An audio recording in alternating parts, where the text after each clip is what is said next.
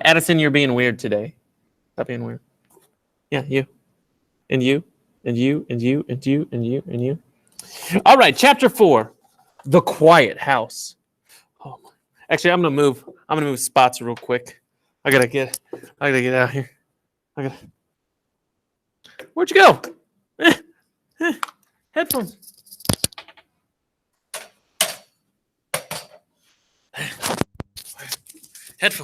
Headphones.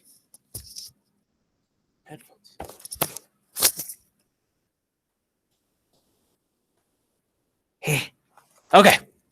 Now I'm better. Now I feel okay. Chapter 4. The Quiet House. Mrs. Dovetail was buried in the graveyard in the city within the city, where generations of royal servants lay. Daisy and her father stood hand in hand looking down at the grave for a long time. Bert kept looking back at Daisy as his tearful mother and grim-faced father led him slowly away.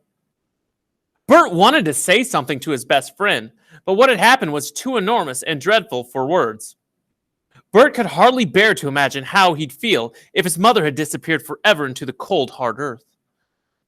When all their friends had gone, Mr. Dovetail moved the purple wreath sent by the king away from Mrs. Dovetail's headstone and put in its place the small bunch of snowdrops that Daisy had collected that morning.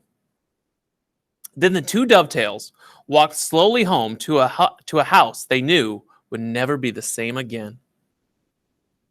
A week after the funeral, the king rode out of the palace with the royal guard to go hunting.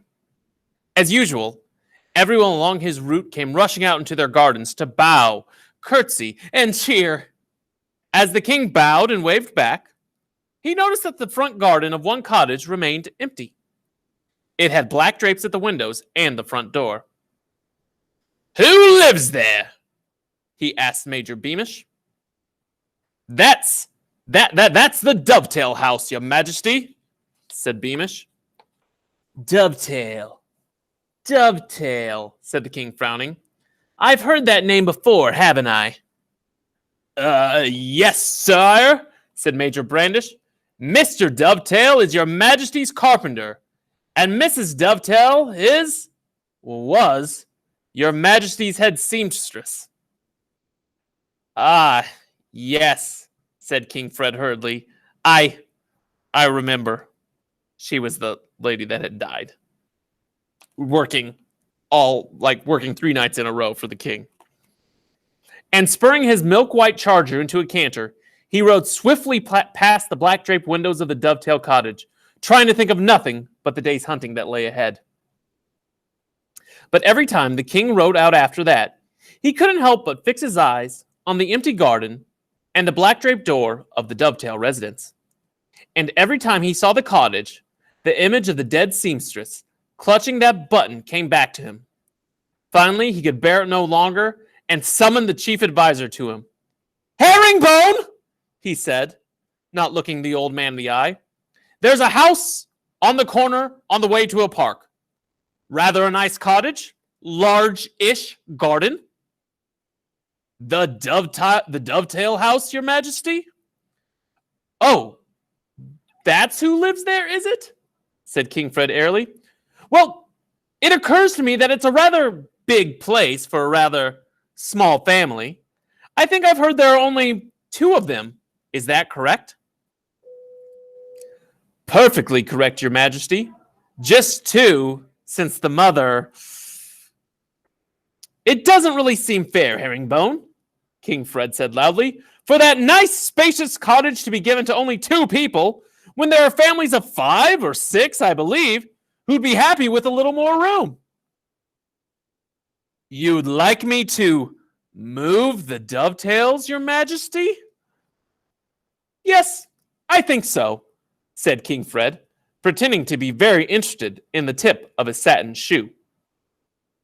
"Very well, your majesty," said the chief advisor with a deep bow. "I shall ask them to swap with the Roach's family, who I'm sure would be glad to have more space, and I shall put the Dovetails in the Roach's house." And where is that exactly?" said the king nervously. For the last thing he wanted was to see those black drapes even near the palace gates. Right on the edge of the city within the city, said the chief advisor. Very close to the graveyard. In fact, that sounds suitable, interrupted King Fred, leaping to his feet. I have no need of details. Just make it happen, Herringbone. There's a good chap. And so Daisy and her father were instructed to swap houses with the family of Captain Roach, who, like Bert's father, was a member of the King's Royal Guard.